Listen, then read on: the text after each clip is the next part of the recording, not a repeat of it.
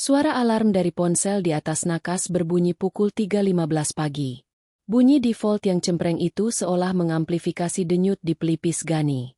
Ia terbangun dengan mata yang terasa berat. Seperti ada segenggam pasir yang digosokkan ke kelopaknya. Gani menoleh ke samping. Di sana, Laras masih terlelap. Namun tidurnya tidak tenang. Alisnya bertaut. Dan sesekali jemarinya mencengkeram ujung selimut lusuh mereka. Wajah Laras yang biasanya meneduhkan kini tampak layu. Guratan kelelahan di bawah matanya menghitam. Sebuah peta penderitaan yang Gani hafal luar kepala. Gani bangkit perlahan agar ranjang tua mereka tidak berderit. Ia melangkah menuju dapur yang suhunya terasa lebih rendah dari biasanya. Sebagai seorang editor buku freelance, hidup Gani adalah tentang ketelitian, tentang mencari kesalahan dalam narasi orang lain.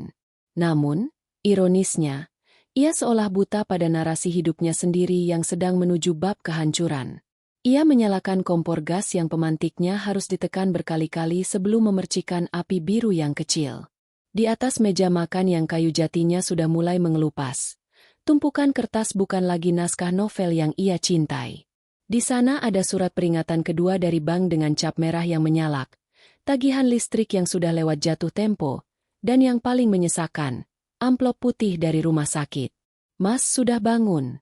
Suara Laras serak memecah keheningan. Ia berdiri di ambang pintu dapur, membenahi ikatan rambutnya yang berantakan dengan gerakan gontai. Sudah, duduklah. Aku panaskan lauknya sebentar. Sayur lodeh kemarin sore masih cukup untuk kita berdua. Jawab Gani tanpa menoleh. Ia sibuk mengaduk panci, mencoba menyembunyikan tangannya yang sedikit gemetar. Laras duduk di kursi kayu yang berderit. Matanya langsung tertuju pada amplop rumah sakit itu. Ia tidak menyentuhnya, hanya menatapnya seolah benda itu adalah bom waktu. Pihak rumah sakit menelepon lagi kemarin sore. Mas, bisik Laras. Suaranya datar. Namun ada getaran keputusasaan di sana. Operasi katarak ibu tidak bisa ditunda lagi. Kalau minggu depan sisa pembayarannya belum masuk, jadwalnya akan digeser ke bulan depan. Mas tahu sendiri, pandangan ibu sudah hampir gelap total. Dia jatuh di kamar mandi kemarin karena tidak bisa melihat lantai yang basah. Gani menghela napas panjang. Uap dari panci sayur mengepul, menutupi wajahnya yang mendadak panas. Aku tahu, Ras. Demi Tuhan, aku tahu. Tapi penerbit, Cahaya Ilmu, baru saja mengirim surel semalam. Mereka pilot. Proyek antologi yang sudah kukerjakan 3 bulan itu batal terbit. Mereka tidak bisa membayar sisa honornya. Bahkan uang muka yang harusnya cair minggu ini hangus. Hening seketika merayap di dapur itu. Hanya suara gesekan sendok Gani yang beradu dengan pinggiran panci. Laras tidak menjawab, tapi Gani bisa mendengar helaan napas yang gemetar. Seperti seseorang yang sedang menahan bendungan air mata agar tidak pecah. Lalu kita mau bagaimana, Mas? Suara Laras naik 1 oktav. Ada nada tajam yang belum pernah Gani dengar selama 5 tahun pernikahan mereka. Cicilan rumah sudah masuk bulan ketiga menunggak. Tadi siang orang bank datang lagi saat kamu sedang tidur siang. Aku malu sama tetangga. Mas, mereka menatapku seolah-olah kita ini buronan yang sedang bersembunyi di dalam rumah sendiri. Gani mematikan kompor dengan kasar. Ia berbalik, menatap istrinya dengan tatapan yang layu namun terluka. Aku tidak tidur siang karena malas. Laras, aku terjaga sampai jam 4 subuh mengedit naskah biografi yang belum tentu dibayar tepat waktu. Aku sedang mengusahakan proyek ghostwriting untuk seorang politikus lokal. Kalau tembus, uang mukanya cukup untuk menutupi 1 bulan cicilan dan sebagian biaya ibu. Kalau tembus, Mas. Kalau tidak. Laras berdiri. Tangannya mencengkeram pinggiran meja hingga buku-buku jarinya memutih. Ini Ramadan, Mas. Semua orang di kantor sibuk membicarakan baju baru, reservasi hotel untuk buka puasa bersama, dan rencana mudik. Sementara kita bahkan harus menghitung butiran beras agar cukup sampai Idul Fitri. Aku capek hidup dalam ketidakpastian begini. Aku capek pura-pura tegar sementara di dalam hatiku aku menjerit ketakutan setiap kali ada orang mengetuk pintu rumah.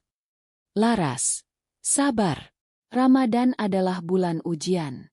Kita harus percaya. Sabar tidak membayar tagihan rumah sakit, Mas. Sabar tidak membuat perut kita kenyang. Potong Laras tajam. Air matanya akhirnya jatuh, membasahi pipinya yang tirus. Aku bekerja di kantor itu dari pagi sampai petang, menghadapi omelan atasan, tapi gajiku habis hanya untuk menutupi lubang-lubang yang kamu buat karena pekerjaan. Idealis, kamu itu. Kamu selalu bilang buku adalah jendela dunia, tapi bagi kita, buku-buku itu justru menjadi tembok yang mengurung kita dalam kemiskinan. Gani terdiam 1000 bahasa. Kalimat itu menghujam jantungnya lebih dalam daripada rasa lapar karena puasa. Ia merasa kerdil. Sebagai suami, ia merasa gagal memberikan perlindungan paling mendasar, rasa aman secara finansial. Ia ingin memeluk Laras, tapi tangannya terasa kaku, seolah ia tidak lagi memiliki hak untuk menyentuh perempuan yang sedang menderita karena ketidakmampuannya. Mereka makan sahur dalam keheningan yang menyesakkan. Suara denting sendok beradu dengan piring terdengar seperti detak jam yang menghitung mundur kehancuran mereka. Di tengah makan, ponsel Laras yang diletakkan di samping piringnya tiba-tiba bergetar. Sebuah notifikasi pesan masuk. Cahayanya menerangi ruang dapur yang remang. Gani melirik sekilas. Layar ponsel itu menampilkan sebuah nama yang tidak asing, namun terasa janggal muncul di jam 3 pagi. Baskara, CEO. Gani tidak bisa membaca seluruh pesannya, namun ia melihat sekilas kata-kata. Jangan khawatir, saya bantu privat.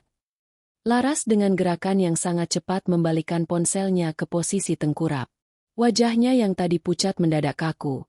Ada semburat merah yang bukan berasal dari rasa malu, melainkan rasa gugup yang ekstrim. Ia melirik Gani dengan waspada, memastikan apakah suaminya sempat membaca pesan itu atau tidak. Siapa? Tanya Gani datar. Dadanya mulai berdegup kencang. Sebagai editor, ia terbiasa mencari subteks di balik sebuah kalimat. Jam 3 pagi bukan waktu yang lazim bagi seorang CEO untuk menghubungi staf administrasi tingkat bawah. Oh, itu. Pak Baskara, jawab Laras cepat. Suaranya sedikit bergetar. Ada dokumen audit yang salah input. Aku harus memperbaikinya besok pagi-pagi sekali. Dia hanya mengingatkan agar aku tidak terlambat. Seorang CEO mengingatkan staf administrasi soal input data di jam sahur. Gani meletakkan sendoknya. Selera makannya hilang seketika. Sejak kapan Pak Baskara punya nomor pribadimu, Ras? Laras menelan ludah dengan susah payah. Sejak proyek ekspor bulan lalu, Mas. Kamu kan tahu, kantor lagi sibuk-sibuknya. Tolonglah. Jangan mulai curiga yang tidak-tidak. Aku sudah cukup pusing dengan masalah uang. Laras segera bangkit, membawa piringnya ke tempat cucian meski nasi di piringnya belum habis. Ia memunggungi Gani, bahunya naik turun dengan cepat. Gani menatap punggung istrinya, mencoba menemukan kebohongan di sana. Ia melihat bagaimana Laras sekarang selalu membawa ponselnya bahkan ke kamar mandi. Ia melihat bagaimana Laras mulai mengganti password ponselnya minggu lalu dengan alasan keamanan kantor. Gani ingin bertanya lebih jauh, tapi egonya yang sedang hancur karena masalah ekonomi membuatnya menahan diri. Ia merasa tidak punya posisi tawar. Jika ia memojokkan Laras sekarang, dan Laras balik bertanya, "Lalu apa solusimu untuk uang operasi ibu?" Gani tidak akan punya jawaban. Fajar mulai menyingsing di ufuk timur, membawa semburat warna jingga yang biasanya indah, namun kali ini terasa seperti api yang membakar harapan. Gani kembali ke meja kerjanya, menatap naskah novel tentang kesetiaan yang kini terasa seperti ejekan di depan matanya. Sementara itu, di kamar, Laras mulai bersiap-siap. Ia mengenakan riasan yang sedikit lebih tebal dari biasanya. Ia menatap pantulan dirinya di cermin, mencoba meyakinkan dirinya sendiri bahwa apa yang akan ia lakukan adalah pengorbanan, bukan pengkhianatan. Ia mengambil parfum yang disembunyikannya di balik tumpukan baju, parfum mahal yang aromanya belum pernah Gani cium sebelumnya. "Aku berangkat, Mas." Pamit Laras tanpa mencium tangan Gani seperti biasanya. Ia hanya berdiri di pintu, memegang tasnya dengan erat. "Hati-hati, Ras. Ingat, ini bulan puasa. Jaga dirimu. kata Gani pelan tanpa menoleh dari layar monitornya. Laras hanya bergumam tidak jelas lalu menutup pintu dengan suara berdentum kecil. Gani terdiam. Matanya menatap jendela yang menampilkan orang-orang berjalan menuju masjid untuk salat subuh. Di tengah hiruk-pikuk religiusitas bulan Ramadan, Gani merasakan sebuah benang halus di rumah tangganya mulai putus satu persatu. Ia tidak tahu bahwa pagi itu, Laras bukan pergi untuk bekerja, melainkan pergi untuk menjual sisa-sisa harga diri yang mereka miliki demi sesuap nasi dan selembar harapan palsu. Gani memejamkan mata, berbisik lirih. Tuhan, jika ini ujian, tolong jangan biarkan aku kehilangan dia. Namun, di dalam lubuk hatinya, Gani tahu bahwa narasi hidupnya baru saja memasuki babak yang paling kelam. Gedung perkantoran bertingkat 20 itu tampak angkuh di bawah terik matahari Ramadan yang mulai menyengat sejak pukul 9 pagi. Laras melangkah melewati pintu kaca otomatis, merasakan embusan udara AC yang dingin menyentuh kulitnya yang lembab karena keringat setelah berdesakan di kereta komuter. Di lobi, dekorasi bertema, Ramadan Karim, terpampang megah, lengkap dengan replika unta dan hamparan pasir tiruan. Sebuah ironi bagi Laras, yang merasa hatinya justru sedang gersang seperti padang pasir yang sesungguhnya. Laras tidak langsung menuju mejanya di lantai 4. Ia menekan tombol angka 20 lantai eksekutif. Jantungnya berdegup kencang. Suaranya terdengar sampai ke telinganya sendiri. Di dalam lift yang berdinding cermin, ia menatap pantulan dirinya. Matanya sembab. Meski sudah ditutupi foundation tebal, ia merapikan blazer hitamnya yang mulai memudar warnanya di bagian siku. "Selamat pagi, Pak Baskara." Sapa Laras pelan saat memasuki ruangan luas dengan dinding kaca yang menampilkan pemandangan kota Jakarta dari ketinggian. Baskara, pria berusia 50 tahunan dengan rambut yang mulai memutih namun tetap terlihat gagah dalam setelan jas custom made, mendongak dari meja kerjanya. Ia melepaskan kacamata bacanya dan tersenyum sebuah senyum yang terlalu ramah untuk seorang atasan kepada bawahan tingkat bawah. "Pagi, Laras. Masuk. Silakan duduk. Sudah sahur, kan?" Baskara berdiri, melangkah mendekat dan duduk di kursi tamu yang berhadapan langsung dengan Laras. "Sudah, Pak. Terima kasih," jawab Laras singkat. Tangannya meremas tali tasnya. Baskara menghela napas, memasang wajah prihatin yang sangat meyakinkan. "Laras, saya tidak suka basa-basi. Saya tahu kamu sedang kesulitan. HRD sempat melapor bahwa kamu mencoba mengajukan kasbon gaji 3 bulan ke depan, dan saya yang menahannya." Laras tersentak. "Tapi Pak, saya benar-benar butuh uang itu untuk operasi katarak ibu saya. Saya akan lembur setiap hari untuk membayarnya." Baskara terkekeh pelan. Sebuah suara yang terdengar seperti gesekan logam. "Kasbon perusahaan itu prosedurnya rumit, Laras. Bunga banknya tinggi dan akan memotong gajimu sampai habis. Kamu tidak akan bisa makan kalau begitu." "Tapi," ia menggantung kalimatnya, menatap Laras dengan intens. "Saya punya cara yang lebih personal. Kamu tahu saya sangat menghargai loyalitas. Bukan hanya loyalitas pada perusahaan, tapi loyalitas kepada saya." Laras menunduk. Ia merasa ada sesuatu yang tidak beres dalam nada bicara Baskara. "Maksud Bapak?" Baskara bangkit, berjalan menuju jendela besar. "Saya ini kesepian, Laras. Istri saya lebih sering di Singapura untuk belanja. Anak-anak saya di luar negeri. Di bulan Ramadan begini, saya butuh teman bicara, seseorang yang bisa mendampingi saya di luar urusan kantor yang membosankan ini." Ia berbalik, mengeluarkan sebuah amplop coklat tebal dari laci mejanya dan meletakkannya di atas meja kopi di depan Laras. "Di dalam sini ada 50 juta rupiah. Tene, anggap saja ini zakat mal dari saya, atau bantuan teman. Kamu tidak perlu mencicilnya lewat potong gaji." Mata Laras membelalak. 50 juta. Itu adalah jawaban dari semua doanya dan juga mimpi buruknya. Angka itu bisa melunasi operasi ibunya, membayar 3 bulan cicilan rumah yang menunggak, dan menyisakan cukup banyak uang untuk membuat Gani tidak perlu lagi begadang mengedit naskah murahan. "Tapi, apa yang Bapak inginkan sebagai gantinya?" Suara Laras hampir hilang, tertelan oleh rasa takut dan keinginan yang berperang di dalam dirinya. Baskara berjalan mendekat, hingga Laras bisa mencium aroma parfum oud yang mahal dan maskulin. Pria itu meletakkan tangannya di bahu Laras. Sentuhan itu terasa panas, bahkan menembus kain blazernya. Hanya waktu. Laras, temani saya buka puasa di apartemen saya sesekali. Temani saya bicara. Saya suka caramu mendengarkan. Kamu berbeda dari staf lain yang hanya mengincar uang saya dengan cara menjilat. Kamu punya ketulusan yang menderita. Pak, saya punya suami. Laras mencoba membela diri, meski suaranya tidak memiliki kekuatan. Saya tahu. Gani, bukan? Si editor yang malang itu. Baskara berbisik di dekat telinga Laras. Apakah cinta suamimu bisa membayar tagihan rumah sakit? Apakah idealismenya bisa menjamin ibumu tidak buta permanen? Kesetiaan itu mahal harganya. Laras. Tapi kadang, kesetiaan pada keluarga harus mengalahkan kesetiaan pada prinsip. Laras terisak. Air mata yang sejak subuh tadi ia tahan, kini tumpah. Ia merasa seperti hewan buruan yang sudah terpojok di tepi jurang. Di depannya ada Baskara dengan tangan terulur membawa keselamatan. Namun keselamatan itu menuntut jiwanya. Ambil uangnya. Laras. Pulanglah. Bayar rumah sakit itu. Besok malam, setelah jam kantor, saya tunggu kamu di lobi apartemen The Horizon. Kita buka puasa bersama di sana. Hanya kita berdua. Tangan Laras gemetar saat ia menyentuh amplop coklat itu.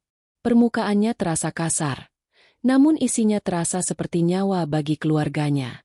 Di dalam kepalanya, ia melihat wajah ibunya yang meraba-raba dinding karena tidak bisa melihat. Ia melihat wajah Gani yang kuyu dan putus asa. Jangan anggap ini perselingkuhan, bisik Baskara lagi, seolah bisa membaca pikiran Laras. Anggap ini sebuah transaksi darurat. Di bulan Ramadan, Tuhan Maha Pelihat niat hambanya, bukan? Kamu berniat menolong ibumu. Laras mengambil amplop itu. Ia memasukkannya ke dalam tas dengan gerakan cepat, seolah takut ada orang lain yang melihat dosa yang baru saja ia kantongi. Ia berdiri tanpa menatap mata Baskara. Terima kasih, Pak. Katanya dingin, suaranya sudah mati rasa. Sampai jumpa besok malam. Laras, pakailah baju yang sedikit lebih cerah. Saya tidak suka melihatmu memakai warna duka terus-menerus.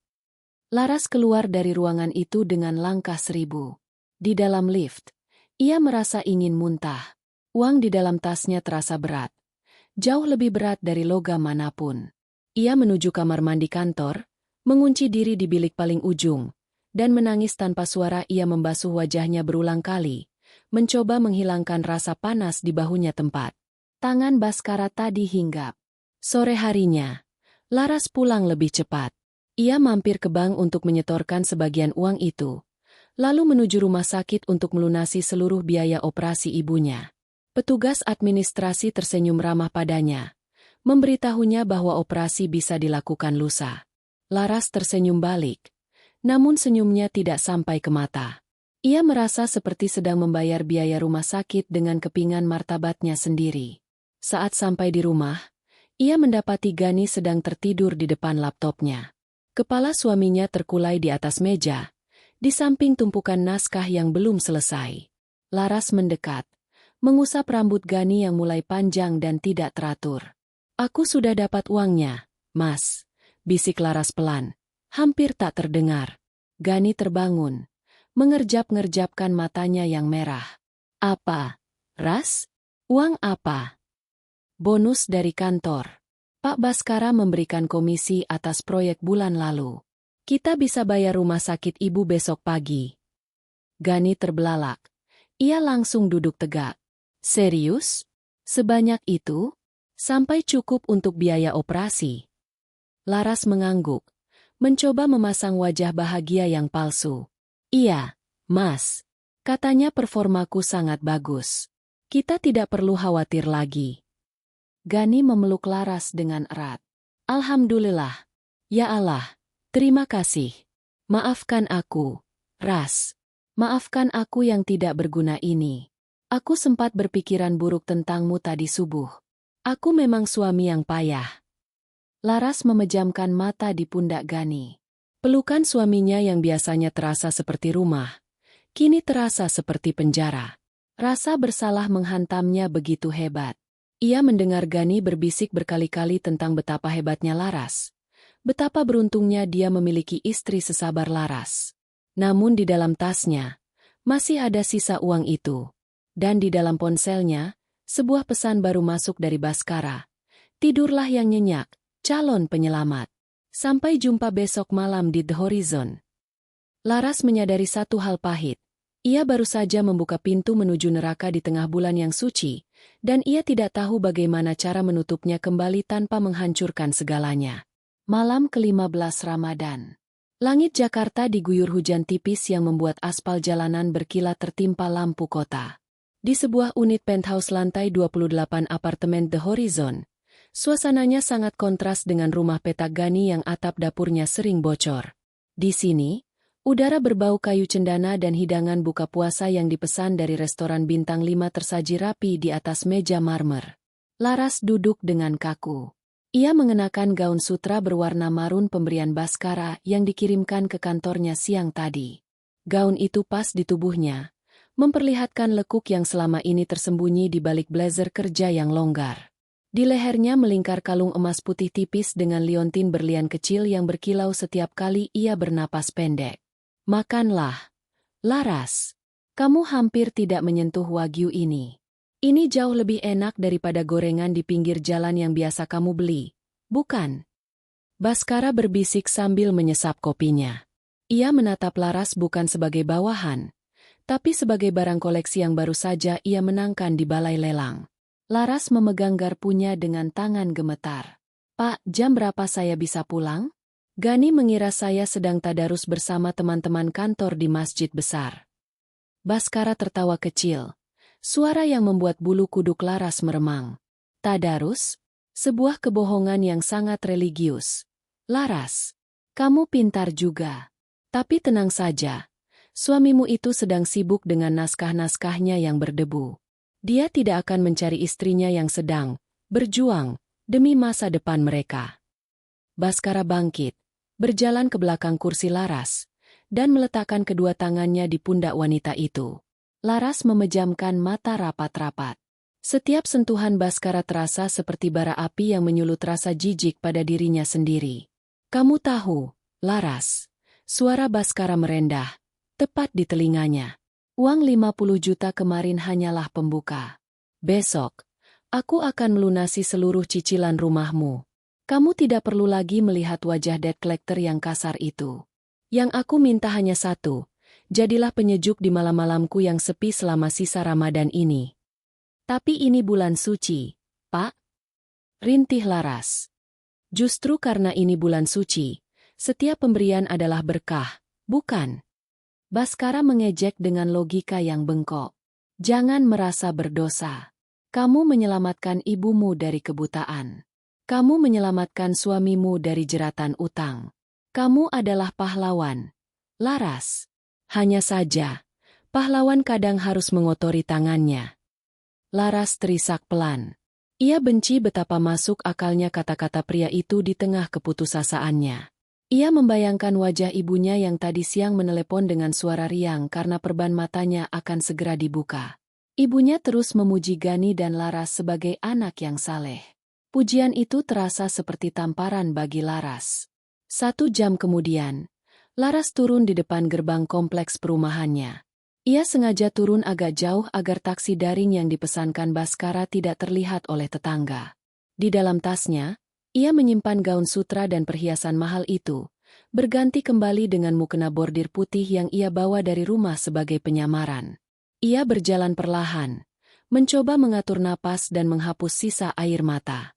Saat membuka pintu rumah, ia mendapati Gani sedang duduk di sajadah di ruang tamu, sedang merapikan Al-Qur'annya. Baru pulang, Ras? Bagaimana tadarusnya? Ramai. Gani tersenyum.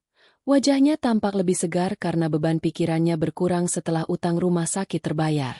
Laras memaksakan senyum. Iya, Mas. Ramai sekali.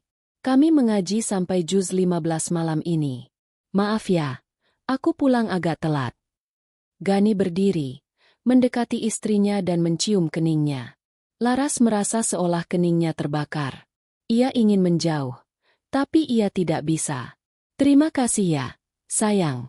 Sejak kamu dapat bonus dan promosi itu, wajahmu jadi lebih berseri. Aku senang melihatmu tidak murung lagi. Tapi jangan terlalu capek, kesehatanmu juga penting. Iya, Mas. Aku mau langsung mandi. Gerah. Laras menghindar, bergegas masuk ke kamar mandi. Di bawah kucuran air shower, Laras menggosok kulitnya dengan sabun berkali-kali sampai memerah.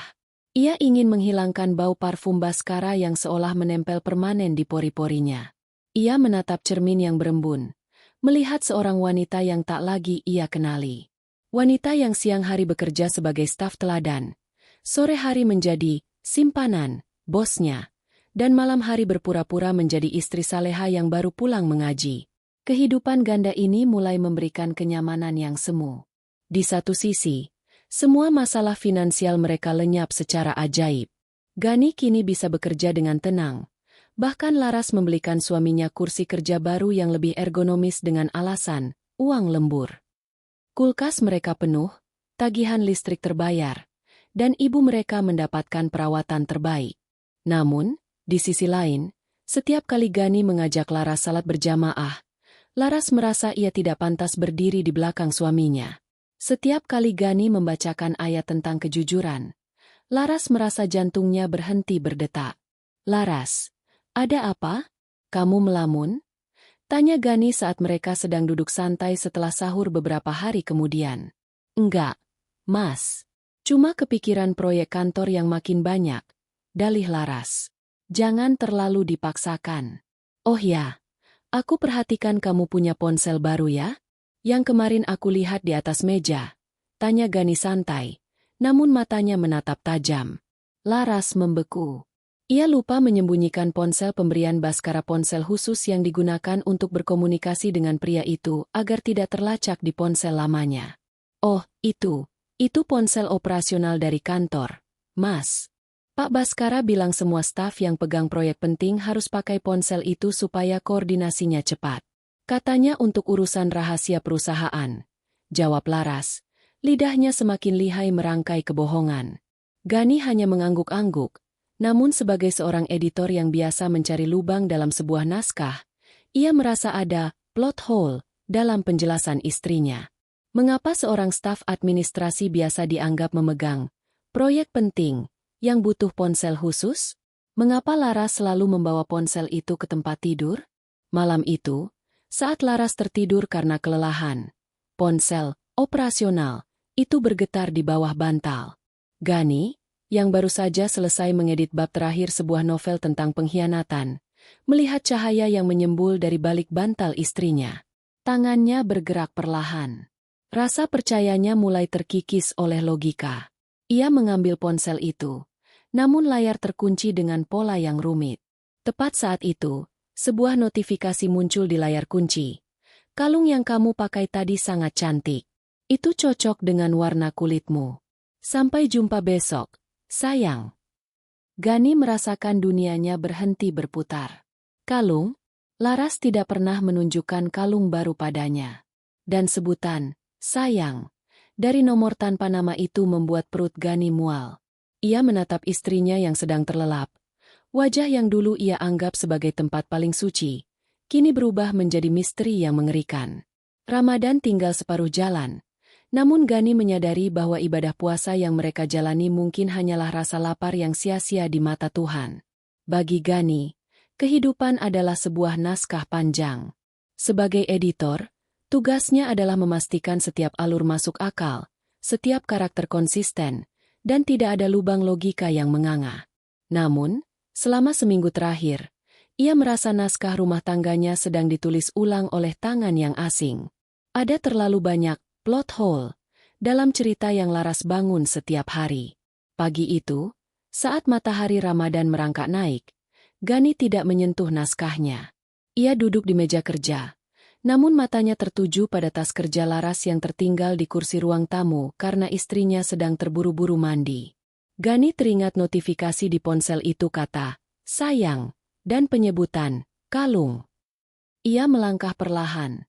Jantungnya berdegup seperti dentuman genderang perang. Dengan tangan gemetar, ia membuka resleting tas Laras. Di sana, di antara tumpukan kosmetik dan dompet, ia menemukan sebuah kotak bludru kecil berwarna biru tua. Gani membukanya.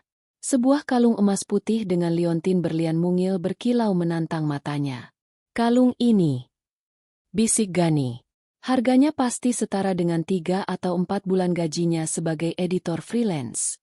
Tidak mungkin sebuah bonus kantor untuk staf administrasi berbentuk perhiasan semahal ini.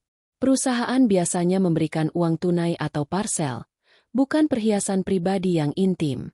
Gani mengembalikan kotak itu tepat saat suara pintu kamar mandi terbuka. Ia kembali ke kursinya, berpura-pura menekuni layar laptopnya. "Mas, aku berangkat ya.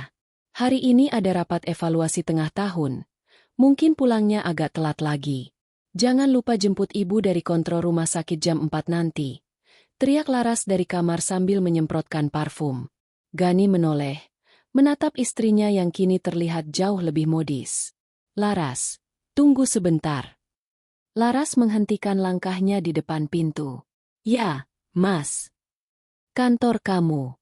Pak Baskara itu, dia memang sering memberikan bonus perhiasan untuk stafnya?" Tanya Gani dengan nada yang diusahakan sedatar mungkin, seolah itu hanya pertanyaan basa-basi. Raut wajah Laras berubah sesaat hanya sepersekian detik. Namun bagi mata tajam Gani, itu adalah sebuah konfirmasi. Laras berdehem, merapikan jilbabnya yang sebenarnya sudah rapi. "Oh, itu bukan dari Pak Baskara langsung, Mas. Itu program apresiasi dari Serikat Karyawan untuk mereka yang lembur paling banyak selama Ramadan." "Kenapa tiba-tiba tanya begitu?" "Hanya bertanya. Baguslah kalau kerja kerasmu dihargai. Tapi, bukannya minggu lalu kamu bilang dapat uang tunai?" Gani memojokkan dengan logikanya. Laras mulai terlihat gelisah. Ia melirik jam tangannya. Uang tunai itu untuk operasional.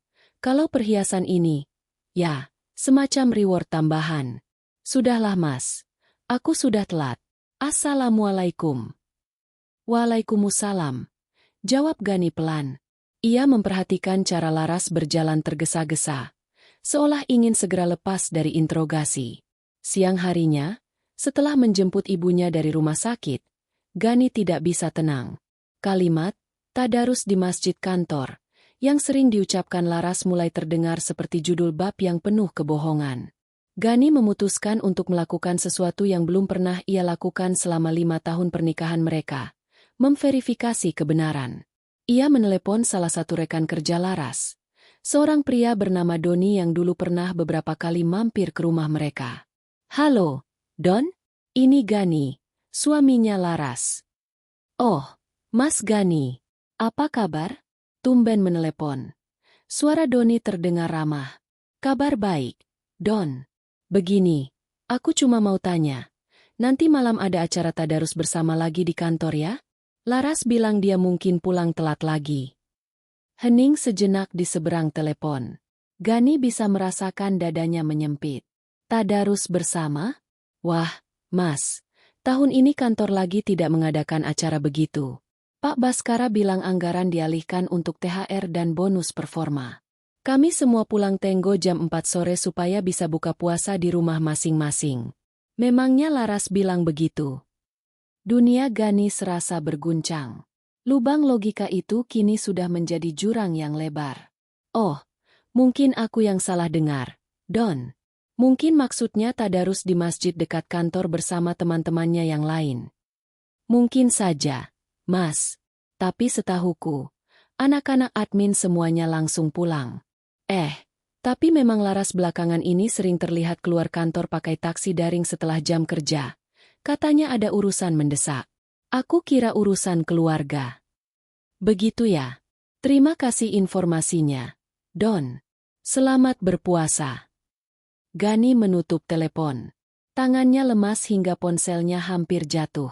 Kebohongan Laras sudah terstruktur. Istrinya tidak berada di masjid. Istrinya tidak sedang mengaji. Istrinya sedang bersama seseorang yang memanggilnya sayang dan memberinya berlian. Kemarahan mulai membakar hati Gani. Namun ia adalah tipe pria yang lebih suka mengumpulkan bukti sampai tuntas sebelum meledak. Ia tidak ingin Laras memiliki celah untuk berkelit lagi. Sore itu, menjelang buka puasa, Gani melakukan hal yang nekat.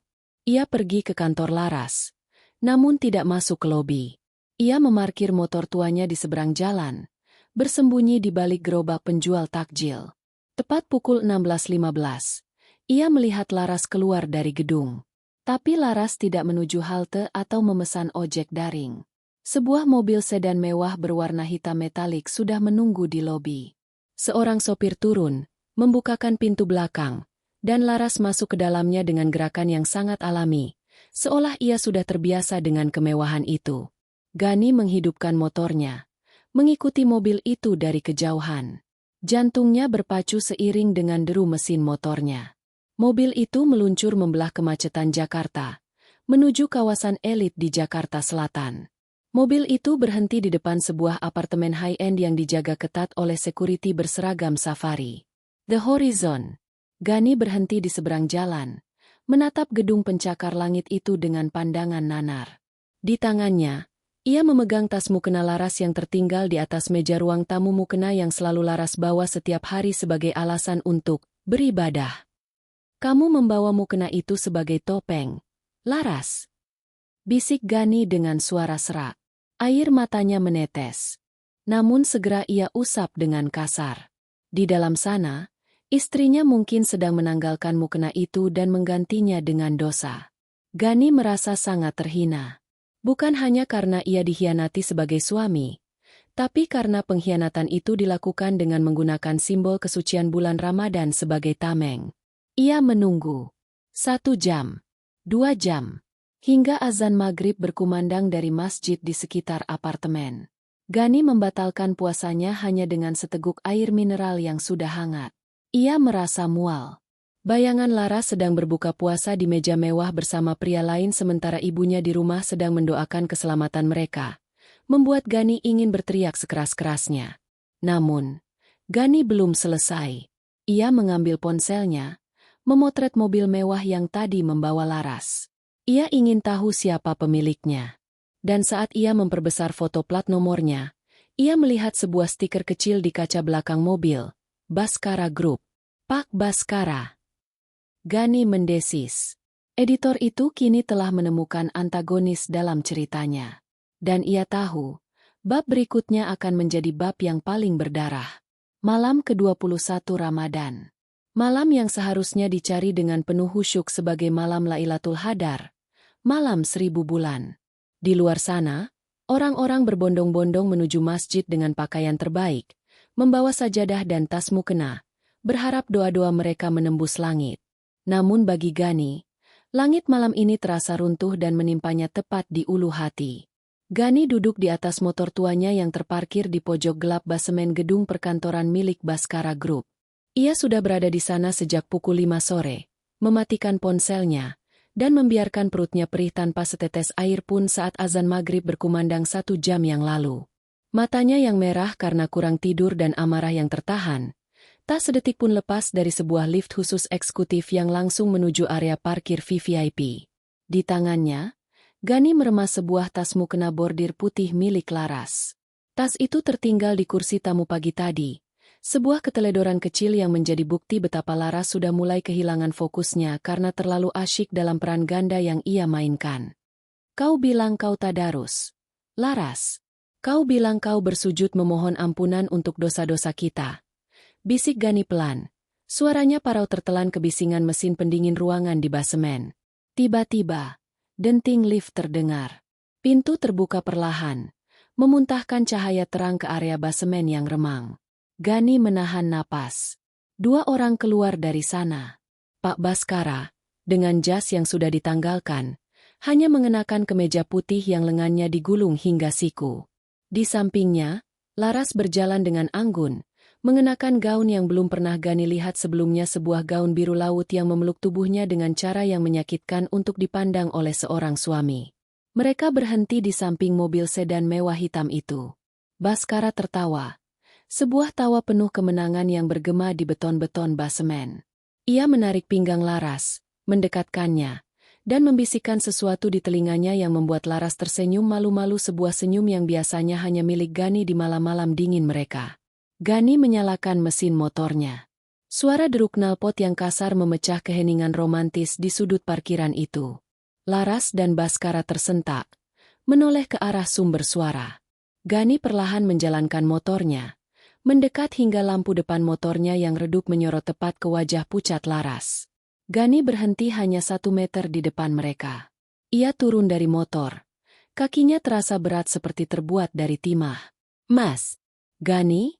Suara Laras nyaris tak terdengar, tertelan oleh rasa takut yang luar biasa. Ia refleks menjauh dari Baskara, namun tangannya masih memegang sebuah amplop coklat tebal yang mencuat dari tas mahalnya. Gani tidak menatap Baskara.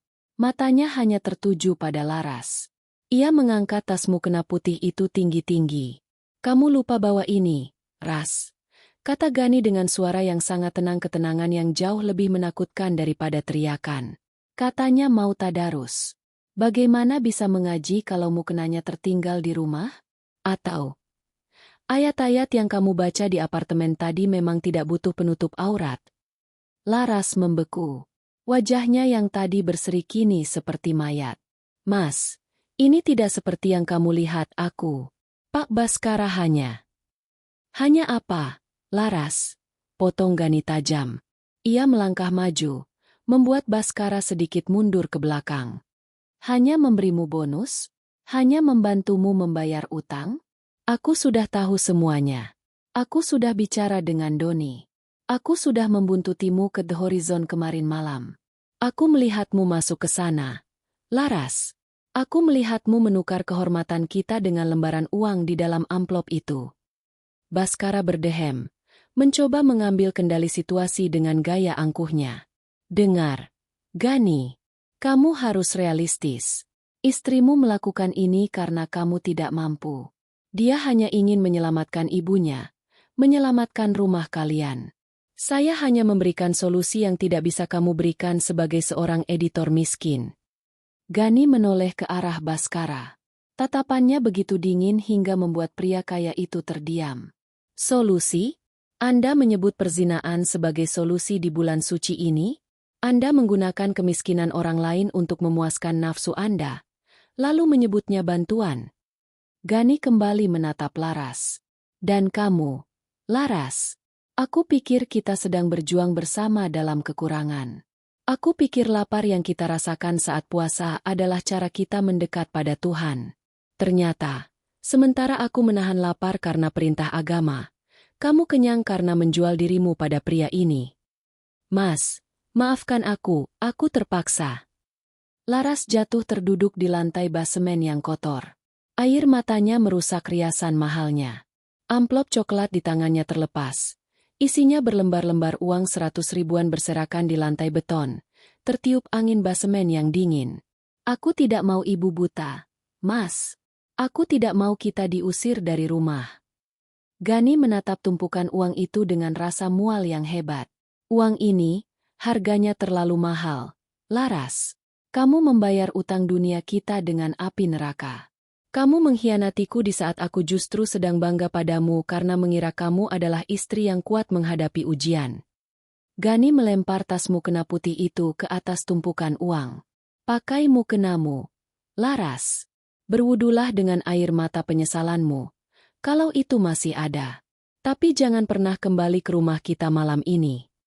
Mas, tolong, jangan tinggalkan aku." Laras mencoba meraih kaki Gani, namun Gani mundur. "Aku seorang editor, Laras. Aku tahu kapan sebuah cerita harus diakhiri karena plotnya sudah terlalu menjijikkan untuk diteruskan." Gani naik ke atas motornya. "Selamat menikmati kemenangan kalian di malam yang mulia ini." Gani memacu motornya keluar dari basemen, meninggalkan Laras yang meraung di samping tumpukan uang dan Baskara yang hanya bisa berdiri mematung dengan wajah penuh kehinaan. Di jalan raya, Gani melihat lampu-lampu masjid masih menyala, mendengar suara tadarus yang sahut-menyahut. Ia menangis sesenggukan di balik helmnya, merasakan sesak yang tak tertahankan. Malam itu, Gani menyadari bahwa kejujuran mungkin tidak memberinya kemewahan, Tapi pengkhianatan telah memberinya lubang di jiwa yang tak akan pernah bisa ditambal oleh uang sebanyak apapun. Malam itu, rumah petak yang biasanya terasa hangat meski sempit, mendadak berubah menjadi sekotak es yang membeku. Gani duduk di kursi kayu ruang tamu, menatap dinding yang catnya mengelupas.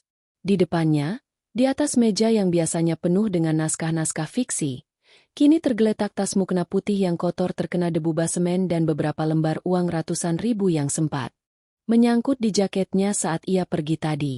Pintu depan terbuka perlahan. Laras melangkah masuk dengan kaki telanjang. Sepatu mahalnya entah tertinggal di mana.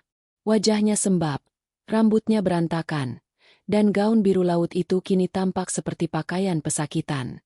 Ia tidak berani menatap Gani. Ia langsung bersimpuh di lantai, memeluk lutut suaminya dengan isak tangis yang tertahan. "Mas, tolong dengarkan aku sekali saja. Demi ibu. Mas. Demi kita." Rintih Laras. Suaranya serak, seolah jiwanya baru saja dicabut paksa. Gani tidak bergeming. Tangannya mengepal kuat di atas paha. "Demi kita, Laras? Atau demi kenyamananmu sendiri? Sejak kapan kita berubah menjadi kamu yang menjual diri dan aku yang dibodohi? Aku tidak punya pilihan, Mas." Laras mendongak. Matanya merah menyala oleh perpaduan rasa bersalah dan kemarahan yang meledak. "Kamu tahu sendiri bagaimana rasanya setiap hari diteror penagih utang? Kamu tahu rasanya melihat ibu meraba-raba dinding karena matanya makin gelap sementara kita tidak punya 1.000 rupiah pun untuk membawanya ke dokter? Kamu sibuk dengan duniamu, dengan idealisme naskahmu yang tidak pernah membayar tagihan listrik kita." Gani tertawa getir. Sebuah tawa yang terdengar lebih menyakitkan daripada tangisan. "Jadi itu alasannya? Karena aku miskin? Karena aku tidak bisa memberimu kemewahan seperti Pak Baskara? Laras, kita sedang berpuasa. Kita sedang diajarkan untuk menahan lapar, bukan menahan rasa malu karena istrinya tidur dengan lelaki lain demi uang. Ini bukan soal kemewahan, Mas. Ini soal bertahan hidup." Laras berteriak.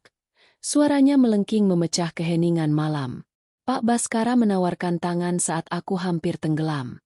Dia memberikan apa yang tidak bisa kamu berikan. Apa menurutmu aku senang melakukannya? Apa menurutmu aku menikmati setiap detik disentuh oleh pria yang baunya membuatku ingin muntah? Aku melakukan ini supaya kamu bisa tidur tenang, supaya ibu bisa melihat lagi, supaya kita tidak jadi gelandangan di bulan Lebaran nanti. Tidur tenang." Gani berdiri, menyentak kaki Laras hingga pelukannya terlepas. Ia mondar-mandir di ruang tamu yang sempit itu seperti singa yang terluka. "Bagaimana aku bisa tidur tenang kalau bantal yang kupakai dibeli dengan uang hasil perzinaan? Bagaimana ibu bisa melihat lagi kalau cahaya matanya dibayar dengan kegelapan jiwamu? Kamu menghina aku, Laras. Kamu menghina martabatku sebagai lelaki, sebagai suamimu." Gani mengambil tas mukena itu dan melemparkannya ke arah Laras. "Kamu menggunakan agama sebagai tameng. Kamu pamit tadarus. Kamu pakai kain putih ini untuk menutupi busukmu. Itu yang paling menyakitkan. Kamu tidak hanya mengkhianati aku, tapi kamu mempermainkan Tuhan di bulan yang Dia sucikan." Laras terdiam, bahunya terguncang hebat. Ia bersujud, dahinya menyentuh lantai yang dingin. "Maafkan aku, Mas, aku hanya ingin kita selamat. Aku bodoh, aku tersesat, tapi aku melakukan ini semua untukmu, untuk ibu. Jangan bawa-bawa nama ibu untuk melegalkan dosamu," desis Gani. Ia berjongkok di depan Laras, mengangkat dagu istrinya agar mata mereka bertemu.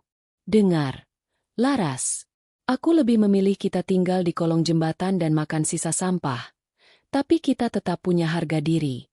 Aku lebih memilih ibu tetap buta tapi dia tahu anak menantunya jujur, daripada dia bisa melihat tapi yang dilihatnya adalah seorang pelacur yang menyamar jadi menantunya." Kata pelacur itu keluar seperti belati yang langsung menghujam jantung Laras. Ia terkesiap, napasnya tersengal. Keheningan panjang menyusul, hanya diiringi suara detik jam dinding yang terasa seperti vonis mati. "Apa yang akan Mas lakukan?" tanya Laras dengan suara yang hampir habis. "Apa Mas akan menceraikan aku sekarang? Di malam ganjil ini, Gani memejamkan mata. Kepalanya berdenyut hebat. Sebagai editor, ia selalu tahu bagaimana sebuah konflik harus diselesaikan. Tapi dalam hidup nyata, tidak ada tombol delete untuk perasaan yang hancur. Uang itu semua uang dari Baskara, kata Gani dingin. Besok pagi, kamu kembalikan semuanya. Jual perhiasanmu, jual ponselmu, jual apa saja yang dia berikan padamu. Kita akan cari cara lain untuk membayar utang ibu, meskipun aku harus menjual ginjalku sendiri. Laras ternganga. Tapi Mas, kalau aku mengembalikannya, Baskara akan menghancurkan karirku. Dia akan mempermalukan kita. Dia sudah menghancurkan hidupmu saat dia menyentuhmu, Laras, dan kamu membiarkannya. Gani berdiri kembali, menjauh menuju pintu kamar. Malam ini, tidurlah di sofa. Aku tidak bisa berbagi udara yang sama denganmu dalam satu ruangan. Besok, setelah kamu kembalikan uang itu, barulah kita bicara apakah naskah pernikahan ini masih layak dilanjutkan atau memang sudah tamat. Gani masuk ke kamar dan mengunci pintu dari dalam. Laras tertinggal di ruang tamu, meringkuk di lantai yang keras. Di luar, suara tadarus dari masjid terdengar merdu, melantunkan ayat-ayat tentang ampunan dan tobat. Namun bagi Laras, suara itu terasa seperti dakwaan yang menghakiminya tanpa henti. Ia menatap amplop coklat di atas meja. Uang itu kini tampak seperti potongan-potongan daging busuk. Ia sadar, martabat yang ia korbankan ternyata tidak bisa membeli kebahagiaan yang ia harapkan. Kebutuhan finansialnya terpenuhi, tapi kebutuhan jiwanya untuk dicintai dan dihormati oleh Gani kini hancur berkeping-keping. Di balik pintu kamar, Gani terduduk lemas di balik pintu. Ia memegang dadanya yang sesak. Di malam yang penuh rahmat ini, ia justru merasa berada di titik terendah kemanusiaannya. Ia ingin memaafkan, tapi bayangan Laras di dalam mobil mewah itu terus menghantui. Gema takbir mulai bersahut-sahutan dari menara masjid, memecah kesunyian malam yang seharusnya menjadi puncak kegembiraan bagi seluruh umat muslim. Namun, di dalam rumah kontrakan Gani, suara Allahu Akbar itu terdengar seperti lonceng kematian bagi harapan yang tersisa. Tidak ada aroma ketupat yang dimasak di dapur. Tidak ada kue-kue kering yang tertata di meja tamu, dan tidak ada gelak tawa yang mempersiapkan baju baru untuk esok pagi. Gani duduk di meja kerjanya, menatap sebuah amplop coklat besar yang kini sudah tersegel rapat. Di dalamnya bukan lagi naskah novel, melainkan seluruh perhiasan, ponsel mahal, dan sisa uang tunai yang dikumpulkan Laras selama 2 minggu terakhir. Gani memaksa Laras menjual semua pemberian Baskara, termasuk sebuah jam tangan yang Laras beli dengan alasan bonus proyek. Sudah semuanya, Mas. Suara Laras terdengar parau dari ambang pintu kamar. Ia mengenakan daster lama yang warnanya sudah pudar, tanpa riasan, tanpa binar di mata. Wajahnya pucat pasi, seperti seseorang yang baru saja kehilangan separuh nyawanya. Laras meletakkan sebuah kotak kecil di atas meja. Itu kalung terakhir. Aku sudah menjualnya ke toko emas di pasar tadi sore. Ini uangnya. Gani mengambil kotak itu tanpa menatap istrinya. Besok pagi, setelah salat ID, aku akan mengantarkan amplop ini ke lobi kantor Pak Baskara. Aku akan menitipkannya pada security agar disampaikan padanya. Aku tidak ingin ada 1 sen pun keringat pria itu yang tertinggal di rumah ini, atau di tubuhmu. Lalu bagaimana dengan kita, Mas? Laras mendekat, mencoba meraih tangan Gani. Namun Gani menarik tangannya dengan cepat seolah terkena percikan api. Kita. Gani tertawa kecil. Sebuah tawa yang lebih menyayat hati daripada tangisan. Laras, besok adalah hari kemenangan. Tapi apa yang kita menangkan? Kamu kalah oleh nafsu duniamu. Dan aku kalah menjaga martabat rumah tanggaku. Kita berdua adalah pecundang yang merayakan lebaran di atas puing-puing pengkhianatan. Aku sudah bertaubat, Mas. Aku sudah bersujud setiap malam sampai keningku sakit. Laras terisak, jatuh berlutut di samping kursi Gani. Apakah tidak ada sedikit pun ruang untuk maaf di hari raya ini? Bukankah Idul Fitri adalah tentang kembali suci? Gani berdiri, Berjalan menuju jendela yang menampilkan kembang api yang mulai meletus di langit malam. Warna-warninya yang indah tampak mengejek kegelapan di dalam hatinya. Suci itu bukan sekadar kata-kata. Laras. Suci itu adalah sebuah kondisi yang sudah kamu hancurkan dengan sadar. Aku bisa memaafkanmu sebagai sesama manusia. Tapi sebagai suamimu, aku tidak tahu apakah aku masih bisa melihatmu tanpa membayangkan tangan pria itu menyentuhmu. Setiap kali aku melihat wajahmu, aku teringat betapa murahnya harga kesetiaan kita di matamu. Hening yang menyesakkan menyelimuti mereka. Suara takbir di luar sana semakin kencang. La ilaha illallah wallahu akbar. Ibu sudah tahu? Tanya Laras dengan suara yang hampir habis. Belum. Dan aku tidak akan memberitahunya. Biarlah dia menikmati penglihatannya yang baru tanpa harus melihat borok di jiwa anaknya. Jawab Gani dingin. Tapi besok, setelah sungkeman, aku ingin kamu pulang ke rumah ibumu untuk sementara waktu. Aku butuh ruang. Aku butuh waktu untuk mengedit kembali hidupku yang berantakan ini. Laras terpaku. Pengusiran halus itu terasa lebih menyakitkan daripada tamparan. Mas mengusirku di hari Lebaran. Aku tidak mengusirmu. Aku menyelamatkan kita dari kebencian yang mungkin akan meledak kalau kita terus bersama dalam satu atap sekarang. Gani berbalik, menatap Laras dengan mata yang berkaca-kaca namun teguh. Pergilah, Laras. Cari kembali dirimu yang dulu. Dirimu yang puas dengan sayur lodeh dan teh hangat tanpa harus menjual harga diri. Pagi harinya, suasana Idul Fitri terasa hambar. Gani dan Laras berangkat ke lapangan untuk salat Aidi secara terpisah. Mereka berdiri di saf yang berbeda, bersujud kepada Tuhan yang sama, namun dengan beban dosa dan luka yang berbeda. Selesai salat, tidak ada pelukan hangat. Hanya sebuah jabatan tangan formal di depan pintu rumah mereka. Laras mencium tangan Gani dengan air mata yang membasahi punggung tangan suaminya. Gani hanya mematung, dadanya sesak. Namun tangannya tidak bergerak untuk mengelus kepala istrinya seperti tahun-tahun sebelumnya. Monef, mohon maaf lahir dan batin. Mas, bisik Laras. Ya, aku maafkan. Tapi ingat, memaafkan bukan berarti melupakan. Jawab Gani datar. Laras mengemasi pakaiannya ke dalam tas kain sederhana bukan koper mewah pemberian Baskara yang sudah ia bakar semalam. Ia berjalan keluar rumah dengan langkah gontai, menuju stasiun untuk pulang ke rumah ibunya. Gani memperhatikan punggung istrinya yang menjauh dari balik tirai jendela. Ada keinginan kuat untuk mengejar, untuk memeluk, dan mengatakan bahwa semuanya akan baik-baik saja. Namun, logika editornya berteriak bahwa alur ini belum selesai. Ada konsekuensi yang harus dijalani. Gani kembali ke meja kerjanya. Di sana, ia melihat naskah novel yang selama ini ia tunda pengerjaannya. Ia mengambil pena, mencoret judul lamanya, dan menuliskan judul baru di halaman depan. Gema di balik takbir, sebuah naskah yang rusak. Ponselnya bergetar. Sebuah pesan masuk dari nomor asing Baskara. Jangan merasa menang, Gani. Uang bisa dikembalikan.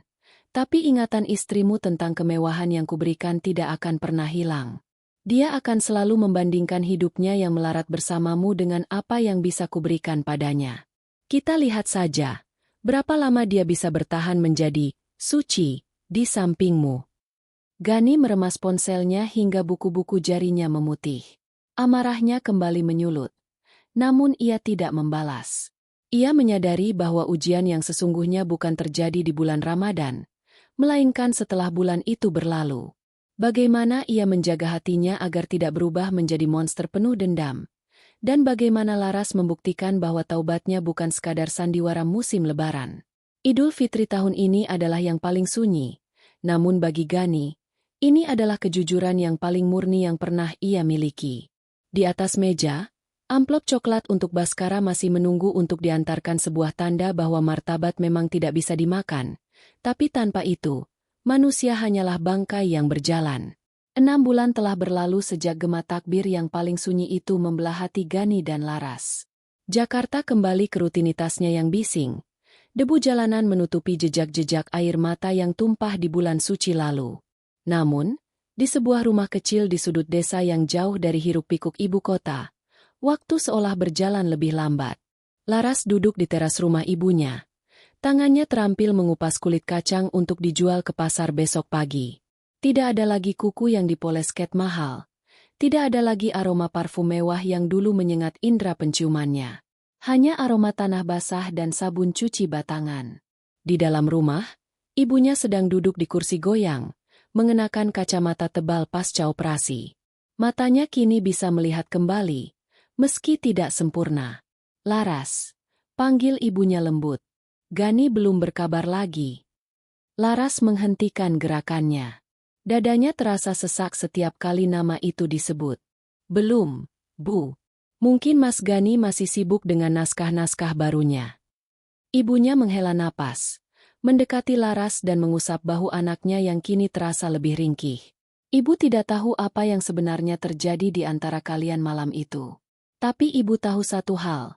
Mata ibu bisa melihat lagi karena pengorbanan yang berat. Ibu hanya tidak tahu siapa yang paling banyak berdarah untuk biaya ini. Laras menunduk. Air matanya jatuh tepat di atas kacang yang ia kupas. Ia tidak pernah bercerita pada ibunya bahwa cahaya di mata sang ibu dibayar dengan kegelapan di dalam pernikahannya. Ia membiarkan ibunya percaya bahwa itu adalah hasil kerja keras, bonus kantor, yang jujur.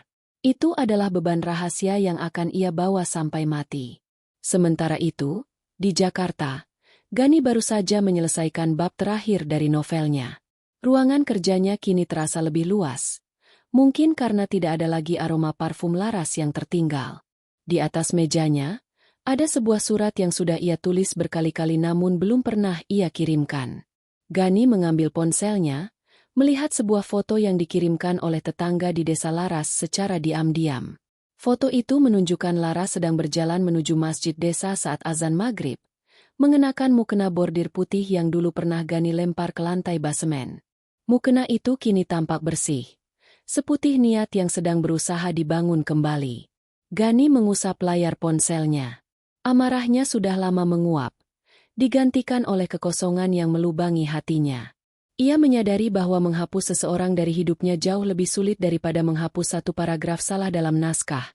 Ia mengambil pena, lalu menambahkan satu kalimat terakhir di surat yang akan ia kirim besok pagi bersama sebuah paket kecil. Laras, aku sudah mengirimkan sisa royalti buku baruku untuk biaya kontrol mata ibu bulan depan. Dan soal kita, aku tidak menjanjikan apapun. Tapi bulan Ramadan akan datang lagi tahun depan. Mungkin saat itu, aku bisa melihat mukena putihmu tanpa teringat lagi pada gelapnya basemen itu. Belajarlah untuk memaafkan dirimu sendiri, karena aku sedang belajar untuk tidak lagi membencimu. Gani menutup naskahnya. Ia bangkit, menuju sajadah yang terbentang di sudut kamar. Ia bersujud sangat lama. Di keheningan malam itu, ia menyadari bahwa cinta yang sejati bukan hanya tentang menjaga kesetiaan saat berkecukupan, tapi tentang bagaimana tetap menjadi manusia saat segalanya runtuh. Di desa, Laras tiba-tiba merasakan angin malam yang sejuk menyentuh wajahnya. Ia menatap bulan sabit yang mulai muncul di langit. Ia tahu jalan pulang menuju hati Gani masih sangat jauh dan mungkin tak akan pernah sampai. Namun, ia juga tahu bahwa Tuhan tidak pernah menutup pintu bagi mereka yang mengetuknya dengan tangan yang gemetar karena penyesalan. Sajadahnya malam itu kembali basah. Bukan karena meminta uang atau kemewahan, tapi karena sebuah doa sederhana yang ia panjatkan di setiap akhir rakaatnya. Tuhan, jaga dia, meski bukan lagi bersamaku. Berakhir dengan harapan yang realistis. Tidak ada reuni instan yang manis, karena luka pengkhianatan butuh waktu untuk sembuh. Namun, ada pertumbuhan karakter di mana Laras menemukan kembali harga dirinya lewat kesederhanaan, dan Gani mulai belajar melepaskan dendamnya.